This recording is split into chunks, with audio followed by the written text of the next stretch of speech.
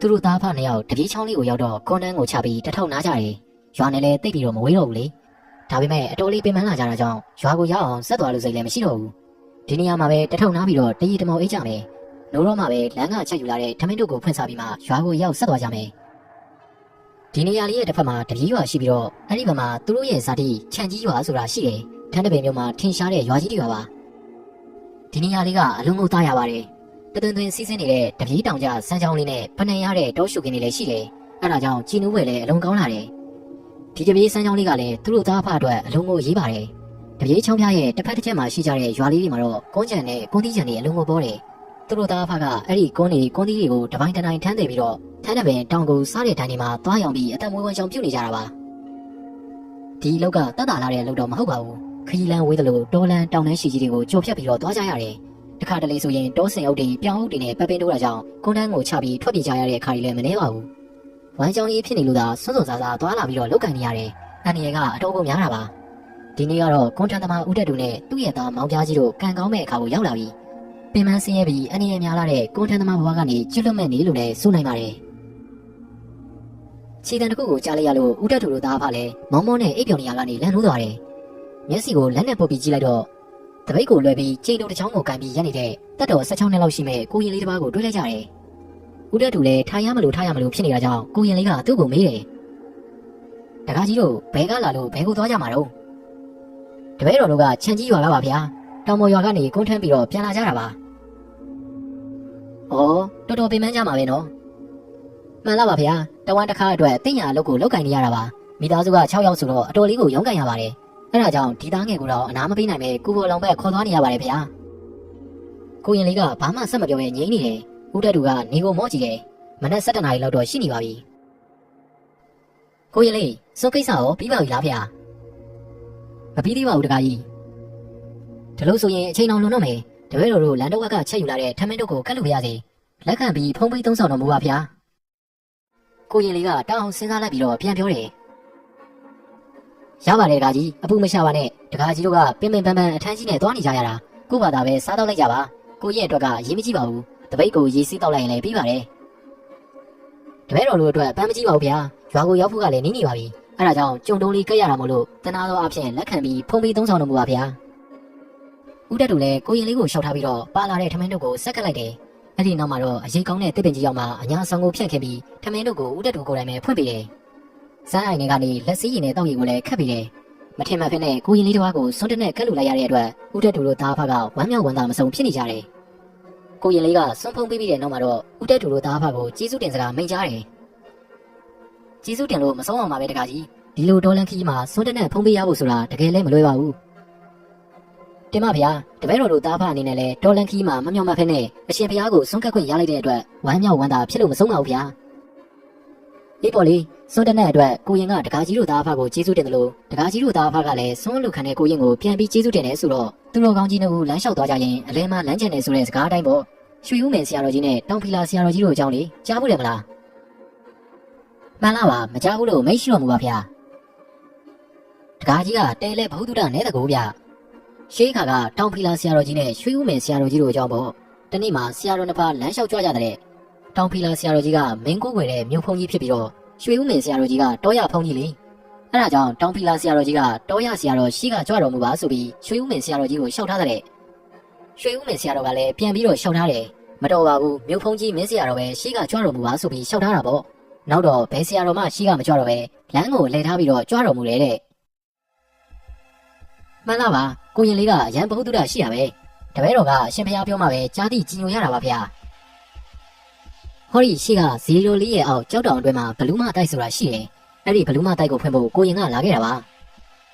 ဩဒါဆိုရင်ကိုရင်လေးကဒီနေ့ကမဟုတ်ဘူးလားဗျာကိုရင်ဘယ်နေကလာတယ်ဆိုတာမသိကြပါနဲ့တကားကြီးတို့သားဖနှစ်ယောက်ကိုကိုရင်ကခိုင်းစရာတခုရှိတယ်ကိုရင်ခိုင်းတာကိုလုံနိုင်မလုံနိုင်ဆိုတာပဲပြောပါကိုရင်ကကောင်းမဲ့ထင်လို့ခိုင်းရင်တပည့်တော်တို့သားဖကလည်းဘယ်ညင်းမှမလဲလုံးမှာပေါ့ဗျာကဲဒါဆိုရင်ကောင်းပြီတကားကြီးတို့ကကွန်တန်းတွေကိုတနေရာမှာသွားပြီးတော့ဖတ်လိုက်ကြပြီးတာနဲ့ကြော်ဝဲထိုးဖို့အတွက်ငှက်ပြောနဲ့အမွှေးတိုင်ဖျောင်းနိုင်နေဝယ်ယူစုဆောင်းပြီးတော့အစင်းသင်းပြင်ထားကြရမယ်ဒီနေ့လာပြင်းညတကောင်ကျော်ရင်ဘလူးမတိုက်ကိုဖွင့်ကြမယ်မှန်လားပါဗျာတပည့်တော်အရှင်ဘုရားအမိန့်ရှိတဲ့အတိုင်းအားလုံးကိုလိုက်လံဆောင်ရွက်လိုက်ပါမယ် ကိုရင်လေးကအသက်ငယ်သေးပေမဲ့တိုက်ဆရာဆိုရလားလို့တွေးပြီးဦးတက်တူကတန်တော်ဖြစ်သွားတယ်ဦးတက်တူကတိုက်ရဲ့အကြောင်းကိုပုံမြင်ဖြစ်ပဲကြားခဲ့ဘူးလားလေဘလူးဆောင်တဲ့တိုက်မွေးနဂါးဆောင်တဲ့တိုက်ရွာသူဆောင်တဲ့တိုက်ဒီလိုမျိုးအဖိုးဖွားတွေကပြောပြကြတယ်လို့တခြားသူတွေကလည်းတိုက်ရဲ့အကြောင်းမြောင်မြောင်စွာလို့ပြောကြတယ်အလုံးကိုစိတ်ဝင်စားဖို့ကောင်းနေလေလှုပ်ဝက်နေတဲ့အကြောင်းအရာတွေထိတ်လန့်ပွေရနဲ့စွန်စားကန်းနေဝမ်းနဲ့ချီခွဲရတွေရောပြုံးပေါင်းစုပြီးတော့ပါဝင်နေတာကြောင့်ဦးတက်တူကလည်းသဘောကျတယ်ဦးတက်တူငယ်စဉ်ကလေးကလှုပ်ဝက်နေတဲ့အကြောင်းအရာတွေကိုအလုံးကိုစိတ်ဝင်စားတယ်အခုတော့ကိုယ်တိုင်ပါဝင်ကြုံတွေ့ရမှာကြောင့်အတော်လေးကိုစိတ်လှုပ်ရှားနေတယ်အဲ့ဒီနောက်မှာတော့ဦးတက်တူကအမွှေးတိုင်းဖျောင်းတိုင်းအုံနဲ့ငပြောတွေကိုကြိုတင်ပြီးတော့ဝယ်ယူစုဆောင်းဖို့အတွက်တားဖြစ်သူမောင်ပြားကြီးကိုခေါ်ပြီးတော့ရွာဘက်စီကိုဦးတည်ပြီးထွက်လာခဲ့ပါတယ်ကိုရင်လေးခန်းလိုက်တာတွေအကုန်ဝယ်ပြီးတော့စမ်းချောင်းဘက်စီကိုသူတို့သားဖနေရောက်ပြန်လာခဲ့တယ်ကိုရင်လေးကစမ်းချောင်းလေးရဲ့မြောက်ဘက်တနေရာမှာအခင်းချင်းတွေပြုလုပ်ဖို့အတွက်စီခိုင်းတာကြောင့်ဦးတက်တူတို့သားဖလည်းခုတ်ထွင်ရှင်းလင်းလိုက်ကြတယ်လိုအပ်တဲ့ပစ္စည်းတွေကိုလည်းအားလုံးအစင်သင်ပြင်ထားကြတယ်အဲ့ဒီနောက်မှာတော့ကိုရင်လေးကည9 နာရီကျော်တဲ့အထိကြောက်တောင်ထိပ်ကဇီရိုလေးရဲ့ရင်ပြင်မှာထိုင်ပြီးတော့တရားမှတ်နေတယ်မြစ်တာပုတ်တန်လည်းကြားရတယ်ဆိုင်ရာပိုင်ရာပုံကိုယ်တွေကိုပင်းဖိတ်တာတွေလည်းလုပ်တယ်အဲ့ဒီနောက်မှာတော့တိုက်ဖွင့်တဲ့အစီအမံကိုစတင်တော့တယ်ပထမတော့စီးရတန်တန်ထားပြီးကြော်ဝဲပေးတယ်ဖျောင်းနိုင်အမွှေးတိုင်းတွေထွန်းညိတယ်အင်းအိုင်ခါးလဲတွေစီးရနေဂါရာမန်နန်ရွတ်ဆိုတယ်အဲ့ဒီအချိန်မှာပဲပတ်ဝန်းကျင်တစ်ခုလုံးကတမျိုးပြီးတမျိုးပြောင်းလဲလာတယ်ကြောင်မဖွယ်ရကောင်းတဲ့တုံလုံး6ချားဖွယ်ရတွေလည်းတမျိုးပြီးတမျိုးဖြစ်လာတယ်အဲ့ဒီနောက်မှာတော့ကြားဟင်းတဲ့အတန်ရှင်သေးဟောက်တန်လိုမျိုးအတန်ကြီးတွေကိုကြားလိုက်ရတယ်လူတူဦးတယောက်ပြင်းပြင်းထန်ထန်ဒဏ်ရာရပြီးတော့အော်ဟစ်ညင်ညူတဲ့အတန်တွေမိန်းကလေးတွေရဲ့ကူပါကေပါတစားစားနဲ့အော်ဟစ်ငိုကြွေးတန်တွေကိုမြေကြီးတုံကြီးလို့မတက်ကျဲလောင်စွာကြားလာရတယ်ဦးတက်တူတို့သားဖကအသက်ထွက်လို့မတက်ကြောက်လန့်နေပြီးတော့မျက်လုံးမျက်စံတွေဖြူချပြီးပတ်ဝန်းကျင်ကိုပဲနားဆက်ပြီးတော့မြင်နိုင်သမျှကြည့်ရင်းနဲ့ငိမ်ကုတ်နေကြတယ်သားဖြစ်တဲ့သူမောင်ပြားကြီးကလည်းကိုရင်လေးနဲ့ဖခင်ဦးတက်တူတို့ကြားကိုဝင်ပြီးတော့တပြန်ပြန်တုံးနေတယ်အဲ့ဒီအချိန်မှာကိုရင်လေးကမျက်စိကိုစုံမိပြီးတော့ဦးတက်တူတို့သားဖနားမလည်နိုင်တဲ့ဂါရာမန်နန်တွေကိုရွတ်ဖတ်တဲ့ဆဲနေတယ်ပတ်ဝန်းကျင်မှာကြားနေရတဲ့အတန်နဲ့ကြီးတွေကိုမကြောက်တဲ့အပြင်ဂယုစိုက်တဲ့ပုံလည်းမပေါ်ပါဘူးအဲ့ဒီနောက်မှာတော့တာမန်လူတွေထက်၄-၅ စားလောက်ကြီးတဲ့ဘလူးတစ်ဖက်ကြီးတွေကတင်းပုတ်ကြီးတွေမိန်းတွေကိုထမ်းပြီးတော့ဦးတက်တူတို့ရှိတဲ့စီကိုဦးတီပြီးရှောက်လာနေတယ်သူတို့သားဖလည်းလားရအောင်မှထင်းထင်းရှားရှားကိုမြင်နေရတယ်ဦးတက်တူတို့သားဖကအတန်ကြီးတွေကိုကြားရကြတဲ့ကအတော်ကိုကြောက်လန့်နေတာပါအခုလိုလက်နက်ကရိယာတွေထမ်းပြီးဘလူးတစ်ဖက်ကြီးတွေလာနေကြတော့တီကြားရတော့မယ်ဆိုပြီးတော့ထင်နေကြပြီဒါပေမဲ့အဲ့ဒီဘလူးတစ်ဖက်ကြီးတွေကစီးအတွင်းထဲကိုတော့မဝင်ရကြဘူးအနားကိုဒုက္ခလာရင်လေကိုရင်လေးတားထားတဲ့စီကမိထားတော့ပြီးတော့ဘလူးတစ်ဖက်ကြီးတွေလွတ်ဆင်ပြီးနောက်ကိုပြုတ်ကျသွားတယ်အဲ့ဒါကြောင့်ကိုရင်လေးတားထားတဲ့စီကအတော်လေးစွန့်ထက်ပြီးအားကိုးရပါလားလို့တွေးပြီးတော့အနှဲငယ်တော့ကြောက်စိတ်ရော့သွားတယ်ဒါပေမဲ့အဲ့ဒီအချိန်မှာပဲစီးနဲ့ထီပြီးနောက်ကိုပြန်ကျပြီးမေ့မျောနေတဲ့ဘလူးတစ်ဖက်တွေကချက်ချင်းပဲနိုးထပြီးအရင်တိုင်းပဲပြန်ဖြစ်လာတယ်အဲ့ဒီနောက်မှာတော့ဖားကုံကြီးရဲ့ကိုယ်ထဲကိုလေသွင်းသလိုမျိုးပိန်လိုက်ပုတ်လိုက်ရှည်လိုက်ကုန်းလိုက်နဲ့သူတို့ရဲ့ခန္ဓာကိုယ်တွေကအရင်ကထက်၄-၅ ဆလောက်ပိုကြီးသွားပြီးတော့မျက်လုံးတွေပါးစပ်တွေကလည်းပိုပြီးတော့ပြဲလာတယ်အတန်နဲ့ကြီးတွေနဲ့ကျင်းလောင်စွာဟင်းရောက်ပြီးတော့စီဝိုင်းတွေကိုခုံဝင်လာမဲ့ပုံစံဖြစ်နေတယ်အဲ့ဒါကြောင့်ဦးတက်တူကတောက်မခံရတော့ပဲအတော်ကိုကြောက်လာတယ်ကိုရင်လေးဒီတခါတော့မဖြစ်တော့ဘူးဗျာဘလူးတစ်ဖက်အုပ်စုကြီးကတပည့်တော်တို့စီအတွင်းတွေကိုခုံဝင်ကြတော့မယ်ကဲတော်မူပါအောင်ဗျာမကြောက်ပါနဲ့တကားကြီးအဲ့ဒါတိုက်ဆောင်တွေကတမင်တကာတကားကြီးတို့သားအဖကြောက်လန့်သွားအောင်လို့ရုပ်တံမျိုးမျိုးနဲ့ချောက်လန့်နေတာပါဘာမှကြောက်စရာမလိုပါဘူးမကြောက်လို့မရတော့ဘူးဗျာကိုရင်လေးကမခင်ဘူးဆိုရင်တပည့်တော်တို့ထွက်ပြေးတော့မယ်ဦးတက်တူကအတန်တုံတုံရင်နဲ့ပြောလိုက်တယ်အဲ့ဒါကြောင့်ကိုရင်လေးကမျက်စိဖွင့်ကြည့်လာပြီးတော့ပြန်ပြောတယ်တကားကြီးကတိတ်ခတ်တာပဲအဲ့ဒါတွေကတိုက်ဆောင်နေပါတမင်တကာတကားကြီးတို့သားအဖကြောက်လန့်အောင်လို့ချောက်လန့်နေကြတာကဲဟိုဘက်ကနည်းနည်းရွှေ့နေစမ်းကိုရင်လေးကအဲ့လိုပြောပြီးတော့ဂါရာမန်နန်နေမန်းမှုပြီးသူ့ရဲ့စီးချိန်လုံးကိုဝှေ့ရမ်းလိုက်တာကြောင့်စီးချိန်လုံးရဲ့အဖျားကနေမီးဟုံးဟုံးတောက်ပြီးတော့အဲ့ဒီမီးတောင်မီးတန်းကြီးကဘလူးတစ်ဖက်တွေစီကိုအတန်းလိုက်ကူးဆက်လောင်ကျွမ်းသွားတယ်ဘလူးတစ်ဖက်တွေလည်းတကောင်းမကြမ်းလွတ်ဆင်သွားကြတယ်ဒါပေမဲ့အဲ့ဒီဘလူးတစ်ဖက်ကြီးတွေကအားမလျှော့သေးဘူးကြားစင်ကြီးတွေမွေးနဂါးကြီးတွေလိုဖန်ဆင်းပြီးတော့ပြန်ရောက်လာတယ်ဒီတစ်ချိန်မှာတော့အကောင်တွေကတောအနှံ့ပြည့်နေတယ်ဟင်းဟောက်တန်ကြီးကလည်းနားကွဲလို့မတဲ့ကျေလောင်လွန်းလာတယ်မွေးနဂါးကြီးတွေကနှာမုတ်ရမှာလည်းမီးဟုံးဟုံးထတောင်နေတယ်မီးတောင်မီးလျံနေတဲ့တတော်လုံးကိုလင်းထိန်သွားတယ်ဒီအချိန်မှာကိုရင်လေးကစီးချိန်လုံးနဲ့မလုပ်တော့ပဲလွယ်အိတ်ထဲကနေစီးမုံတစ်စုပ်ကိုထုတ်ယူပြီးတော့နှက်ခမ်းမှာတိတ်ပြီး3 လေးအုပ်မှန်းပြီးတော့ပြစ်ပေါက်လိုက်တယ်အဲ့ဒီအခါမှာစီးမုံတွေကအနုမြုပ်လိုမျိုးမီးဝါးတွေအတွင်ပြောင်းပြီးတော့တောအနှံ့မှာချောက်လက်နေကြတဲ့တိုက်ဆောင်တွေကိုတကောင်းမကျန်းလောင်ကျွမ်းပြီးမီးဟုံးဟုံးတောက်သွားတယ်ဘလူးတစ်ဖက်ကြီးတွေမရှိတော့ခဏတော့တိတ်ဆိတ်သွားတယ်အဲ့ဒီနောက်မှာတော့ခြေတံတစ်ခုကိုကြားလိုက်ရတယ်လာမင်းညရဲ့လာရအောင်မှာဦးတက်တူကကြည့်လိုက်တော့ကရင်မကြီးတယောက်ကကွန်တန်းနဲ့လာနေတာကိုတွေ့ရတယ်ဦးတက်တူနဲ့တီချွမ်းရင်းနေကြတဲ့တောင်ပေါ်ရွာသူဒေါ်နော်စီးဖောပါဟိုတက်တူငါလာမင်းနော်နင့်ကိုရင်လေးကိုငါကွန်းပေးခြင်းလို့ဩအေးလာခဲ့လေတော့ဟောမိုးကလည်းလင်းလာနေပြီဒေါ်နော်စီးဖောကဦးတက်တူနဲ့ရင်းနှီးတီချွမ်းနဲ့တောင်ပေါ်သူကရင်မကြီးတယောက်ပါအဲ့ဒါကြောင့်ဦးတက်တူတို့တိုက်လိုက်နေကြတာကိုလည်းနှောက်ယှက်ဖို့ကမရှိဘူးလေသူလူကျင်နေတဲ့ကုန်းကိုလှူပါစေဆိုပြီးတော့အလွယ်တကူပဲလာခွင့်ပြုလိုက်တယ်ဒီမှာနေမဲ့ကိုရင်လေးကဦးတက်တူကိုအလန့်တကြားနဲ့အော်တော့တယ်ဟ ဟာတကားကြီးဘာဖြစ်လို့လာခွင့်ပြုလိုက်တာလဲဒုက္ခတော့ရောက်ကုန်ကြတော့မှာပဲကိုရင်လေးကကြပြားကြနဲ့လွယ်ထဲကစီးချမ်းတစ်စုပ်ကိုနှိုက်ယူပြီးတော့မန်းမှုတ်ပြီးပြစ်ပေါက်လိုက်တယ်ကရင်မကြီးဒေါ်နော်စီဘော့ကချက်ချင်းပဲငကိုရုပ်ပြောက်ပြီးတော့ဘလူးမကြီးပြန်ဖြစ်သွားတယ်တကူလုံးမှလည်းမီးတွေတောက်လောင်ပြီးတော့အတန်နဲ့ကြီးနဲ့အော်ကြီးပြီးအဝေးကိုလွင့်သွားတယ်ကဲတကားကြီးတွေ့တယ်မလားတကားကြီးရဲ့ကရင်မကြီးဘာဖြစ်သွားပြီလဲအဲ့ဒါကြောင့်ကျုပ်ကိုအတိမပေးဘဲနဲ့ဘာမှမလုပ်ပါနဲ့အားလုံးဒုက္ခရောက်သွားလိမ့်မယ်အဲ့ဒါကဒီတိုက်ကိုစောင့်တဲ့အဓိကတိုက်ချုပ်ဘလူးမကြီးဗျသူ့ရဲ့အသင်ပင်တပည့်တွေနဲ့တိုက်ခိုက်တာမရလို့သူ့ကိုယ်တိုင်လာတာရှော့တော်ရင်တော့မှားသွားမှာပေါ့လေမှန်လားပါဗျာနောက်ဆိုရင်ရှင်ဖျားကိုအတိမပေးဘဲဘာမှမလုပ်ရတော့ပါဘူးဦးတက်တူကလည်းသူ့အပြစ်နဲ့သူအမားကြီးမှန်မှန်သိသွားတာကြောင့်အလွန်မင်းကြောက်လန့်ပြီးငြိမ်ကုန်နေတယ်တားဖြစ်တဲ့သူမောင်ပြားကြီးကတော့တိုက်လိုက်တဲ့အချိန်ကစပြီးအခုချိန်ထိတုတ်တော့မလုပ်ရဲဘဲနဲ့ဖခင်ဦးတက်တူနဲ့ကိုရင်လေးတို့ချာမှငြိမ်ကုန်နေတာပါအဲ့ဒါကြောင့်တစ်ခါဖခင်ဦးတက်တူကငါသားအသက်မှရှိသေးရဲ့လားဥစ္စာဆောင်ဘလူးသမက်တွေရဲ့အယုတ်တန်တွေကိုကြောက်လန့်ပြီးတော့အသက်များထွက်သွားပြီလားဆိုပြီးလှည့်ကြည့်ရတာလေခဏပါပဲကဲတကားကြီးအနောက်ရှက်တွေကတော့ခုံတလောက်ဖြစ်သွားပါပြီအဲ့ဒါကြောင့်မလို့တိုက်ချုံမကြီးကိုယ်တိုင်ရောက်လာတာပါမိုးကလည်းလင်းလာပြီလေအဲ့ဒီနောက်မှာတော့ကိုရင်လေးကကျောင်းနိုင်ရန်တနေရာကိုစီးထုတ်ပြီးဂါရမန်နန်နီရွတ်ဆိုပြီးတော့စီးချိန်တုံးနဲ့ရိုက်လိုက်တယ်ကျောင်းနိုင်ရန်တွေကနေအတန်နဲ့ကြီးတွေဟိဟောက်အုံကြီးတန်တွေကိုကြားလိုက်ရတယ်ကျောက်တောင်ကြီးတစ်ခုလုံးလည်းတုံကြီးလာတယ်သားလေးဘာမှမကြောက်နဲ့ကွာဒါဥစ္စာဆောင်တွေကတမင်တကာဒိုးကိုကြောက်လန့်သွားအောင်ဖန်တီးတဲ့အတန်ပဲကြောက်စရာမလိုတားဖြစ်သူမောင်ပြားကြီးကိုအားပေးစကားပြောနေပေမဲ့တကယ်တမ်းတော့ဦးတက်တူရဲ့တကူလုံးလည်းကြောက်စိတ်ကြောင့်တုန်လှုပ်နေတယ်ကျောက်တောင်ကြီးတွေကတုံဟီအောင်ကြီးတန်းကြီးခဏထွက်လာပြီးတဲ့နောက်မှာတော့ကိုရင်လေးစီးတုပ်ထားတဲ့ဒကမာကြီးတရွက်စာနေရာကနေကျောက်မုံလေးတွေကတဖြောက်ဖြောက်ကျလာပြီးတော့ကျောက်နေရင်ကြီးကတကယ်ရွက်လိုမျိုးပွင့်သွားတယ်ပြူထွက်ဆနေအောင်ကကျောက်ကူအတွင်းထဲကိုထိုးဝင်လာကြောင်းကျောက်ကူအတွင်းတစ်ခုလုံးရွှေရောင်နေနဲ့တဖိတ်ဖိတ်တောက်နေတယ်ပထမဆုံးကိုရင်လေးကကျောက်ကူထဲကိုဝင်သွားတယ်ခဏကြာတော့ကိုဝါကိုပြန်ထွက်လာပြီးဦးတက်တူကိုလှမ်းခေါ်တယ်ကဲတကားကြီးဒီကိုလာခဲ့ပါ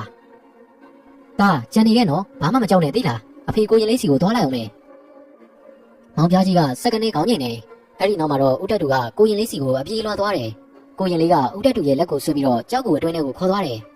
ကြောက်ကူအတွင်းထဲကိုရောက်သွားတဲ့ဦးတက်တူတယောက်အံ့ဩမဆုံးနိုင်အောင်ဖြစ်နေရတယ်ကြောက်ကူအတွင်းပိုင်းကတကယ်ထီတုံနှန်းသောအဆောက်အဦအတွင်းပိုင်းလိုမျိုးဖြစ်နေတယ်ရတနာမျိုးမျိုးစီးချင်လာတယ်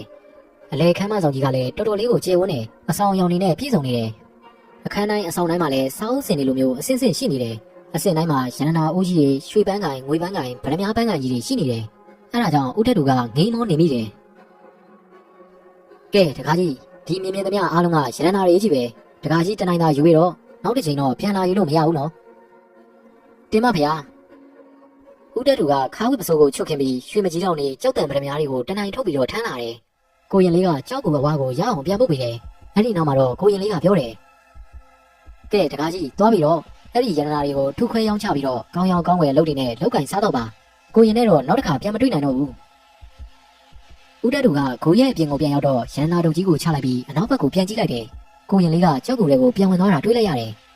အဲ့ဒီနောက်မှာတော့ကြောက်တကားကြီးကလည်းစူညံတန်ကြီးမြည်ဟိမ့်ပြီးတော့ပြန်ပိတ်သွားတယ်အဲ့ဒါကြောင့်ဦးတက်တူတို့သားဖကကိုရင်လေးအတွက်စိတ်မကောင်းဖြစ်မိပြီးငိမ့်ကြည့်နေကြတယ်အဲ့ဒီအချိန်မှာပဲဇီတော်လေးရဲ့အရှိဘက်တနေရာကကြောက်တောင်ကြီးဖွင့်ထွက်သွားပြီးတော့ကိုရင်လေးကကောင်းကင်ကိုပြန်တက်သွားတာကိုမြောက်ဝါးထင်နေမယ်မြင်လိုက်ကြရတယ်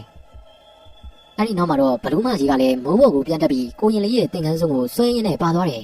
ဒါပေမဲ့ဘလူးမကြီးကဝါးတမြန်လောက်ပဲလိုက်သွားနိုင်တယ်ကိုရင်လေးရဲ့သင်္ကန်းစုံတထောင်လောက်ပြတ်ထွက်ပြီးတော့ဘလူးမကြီးကလည်းကြောက်တောင်ဘက်ကိုပြန်ကျသွားတာမြင်လိုက်ရတယ်အဲ့ဒီနောက်မှာတော့ဘလူးမကြီးကစမ်းချောင်းလေးရဲ့ဟိုဘက်ကန်းကပေါ်လာပြီးသူ့ရဲ့ပစ္စည်းတွေပြန်ပေးဖို့អော်ပြီးတော့လိုက်တောင်းတယ်သူ့ရဲ့နောက်မှာလည်းတိုက်လိုက်နေတော့ကမြင်ရတဲ့ဘလူးတစ်ပတ်တွေတားရဲကောင်ကြီးတွေပါလာကြတယ်ရုပ်တံမျိုးမျိုးနဲ့သူတို့သားဖကိုချင်းချောက်ဟင်းဟောက်နေတယ်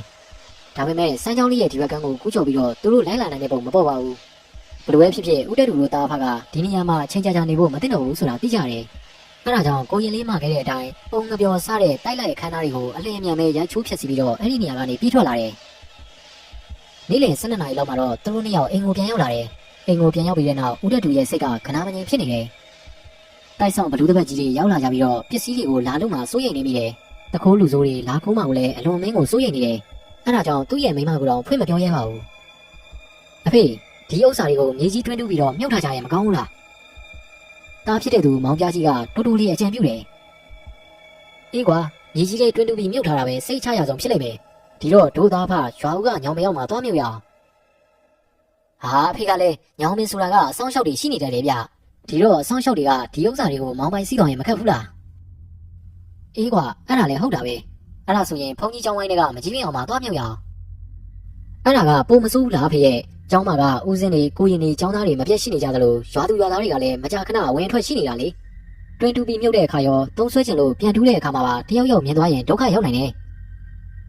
အေးကွာအဲ့ဒါကိုလည်းထည့်စဉ်းစားရမယ်တစ်ချက်လေးမှားတာနဲ့ငါးမမောက်သွားနိုင်တယ်သူတို့သားဖနှစ်ယောက်ခေါင်းချင်းဆိုင်ပြီးတော့တိုင်ပင်ကြပေမဲ့ရတနာတွေထားဖို့အတွက်လုံခြုံတဲ့နေရာတစ်ခုကိုရှာမတွေ့နိုင်ဖြစ်နေတယ်မိုးချိုးလာပြီးဖြစ်တာကြောင့်လာပြည့်ကျော်တရက်နေ့လာဝိုင်းကြီးကတော့ထိန်ထိန်သားနေပြီသားတို့လယ်နာကပေါက်ပင်ကြီးအောင်မှဆိုရင်အဆင်ပြေမယ်ထင်တယ်ကိုယ့်ရဲ့လယ်နာဆိုတော့နင်းနေညညဘဲချိန်သွားအဆင်ပြေတယ်လေဒီတော့ဘေးလူတွေရဲ့ဘယောဂကိုလည်းစိတ်ချရတာပေါ့အေးဟုတ်သားပဲကွာဒီနေ့ညပဲသွားမြို့ရအောင်ထဲစရာအိုးလေးပါလေးရှာကွာမောင်ပြားကြီးကလည်းသူ့ရဲ့ဖေခိုင်းတဲ့အတိုင်းထဲစရာအိုးလေးလိုက်ရှာတယ်အရင်ကစားထည့်တဲ့3မိတာဝင်ဆင်းအိုးတစ်လုံးနဲ့5မိတာဝင်မြေအိုးတစ်လုံးအဲ့ဒီနှလုံးပဲရတယ်အိမ်မှာလည်းအိုးအပိုးဆိုလို့အဲ့ဒီနှလုံးပဲရှိတာလေဘေးလူတွေရိမ့်မိမှာဆိုလို့တခြားအိမ်တွေကိုလည်းသွားပြီးတော့မရှာရဲဘူးညနေမိုးချုပ်တာနဲ့တားဖနှစ်ယောက်အိုးနှလုံးနဲ့ရတနာတို့ကြီးကိုထမ်းပြီးတော့တိတ်တဆိတ်ထွက်လာကြတယ်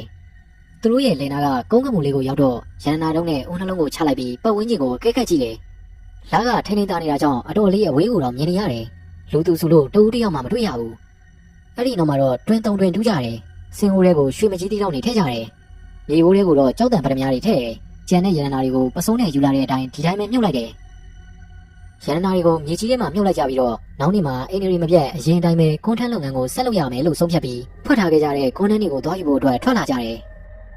တပြေးချောင်းသားကိုရောက်တော့သူတို့ကိုတတိဘွားပို့ပေးလိုက်တဲ့နေရာလေးကိုတတိယပြီးတော့တွားကြည့်ကြတယ်ဒီမှာပဲအံ့ဟောရတဲ့အဖြစ်နဲ့ကြုံရတော့တယ်သူတို့ဝတ်ထားခဲ့ကြတဲ့ကွန်ထန်းနဲ့ကြောက်တောင်ဇီရိုလေးအဲ့ဓာတွေကပကတိအတိုင်းရှိနေပေမဲ့ကိုရင်လေးနဲ့စတွေ့တဲ့နေရာစီးချပြီးတော့ပွဲထိုးတဲ့နေရာတွေကိုမမိနိုင်အောင်ဖြစ်နေတယ်အဲ့ဒါကြောင့်တောင်းလောက်ချအောင်အချိန်ချင်းပြန်စဉ်းစားပြီးဆက်ဆက်ရှာဖွေကြပေမဲ့ဘာမှမတွေ့ရတော့ဘူးသူတို့သားဖလည်းကွန်ထန်းတွေကိုပဲထမ်းပြီးတော့အိမ်ကိုပြန်လာကြတယ်ရက်လာတော်လေးချောင်းကွန်ထန်းနဲ့အလုပ်ကိုဆက်ပြီးတော့လုပ်ကင်နေတယ်အဲ့ဒီနောက်မှာတော့လူမသိသူမသိတော်တထေကြီးဖြစ်နေကြတဲ့ဦးတက်တူတို့မိသားစုကအလှကြီးပေးကျွေးလှူဒန်းဖို့အတွက်ဆုံးဖြတ်လိုက်ကြတယ်ရွာနီးချုပ်ဆက်တွေကိုဖိတ်စာကမ်းပြီးတော့ကြော်ညာလိုက်တယ်ဦးတက်တူတို့မိသားစုရဲ့ဒီအလှကြီးကိုမယိုးသားဘူးလို့ပြောချင်လဲပြောနိုင်ပါတယ်ဘာကြောင့်လဲဆိုတော့သူတို့မိသားစုကလူမသိသူမသိကြီးကြီးတက်ချမ်းသာနေကြတာကိုပွင့်ပွင့်လင်းလင်းသုံးဆွဲလှူဒန်းဖို့အတွက်ဒီလူကြီးပြုလုပ်ချိုးမွေးမယ်ဆိုတဲ့တဲ့နဲ့ပတ်ဝန်းကျင်ကိုတွေးတိုးဆန်းတာပါလဲလောက်သားကိုထန်းအဆင့်ကနေဒီလိုမျိုးကြီးကျယ်တဲ့အလှကိုပေးချွေးလိုက်တာကြောင့်ရွာသူရွာသားတွေနဲ့ပတ်ဝန်းကျင်ကများရိပ်မိကြမလားအကဲခတ်လာကြမလားဆိုတဲ့သဘောမျိုးပါ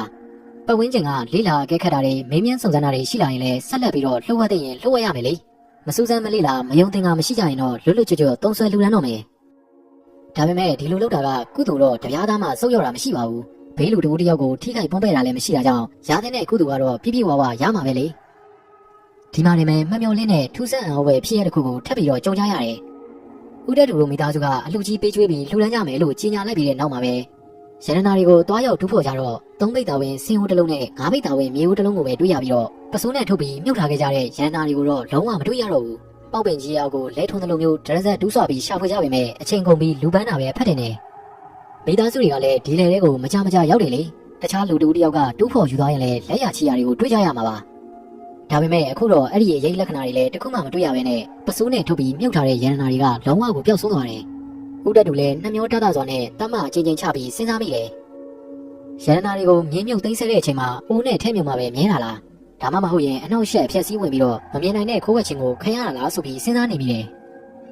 နောက်ဆုံးတော့ဘာမှမတတ်နိုင်တော့ပါဘူးရွှေမကြီးတီးနှောင်းကိုယူပြီးတော့ကျန်တဲ့ရတနာတွေကိုနေရာပြောင်းပြီးမြုပ်လိုက်တယ်အဲ့ဒီရွှေမကြီးတီးနှောင်းကိုပဲထုတ်ခွဲရောင်းချပြီးတော့အလှကြီးပေးလိုက်ကြတယ်နောက်ပိုင်းမှာလည်း3နှစ်တစ်ချိန်ကထိန်ရဟန်းခံရှင်ပြုတ်အလှကြီးတွေကိုပေးလူကြတယ်အလှကြီးတွေပေးလူကြတိုင်းလဲကိုရင်လေးရဲ့ဘလူးမကြီးနဲ့တိုက်ဆောင်နေရကိုအမြဲတမ်းအမျှအတန်းပေးဝေဖြစ်ပါတော့တယ်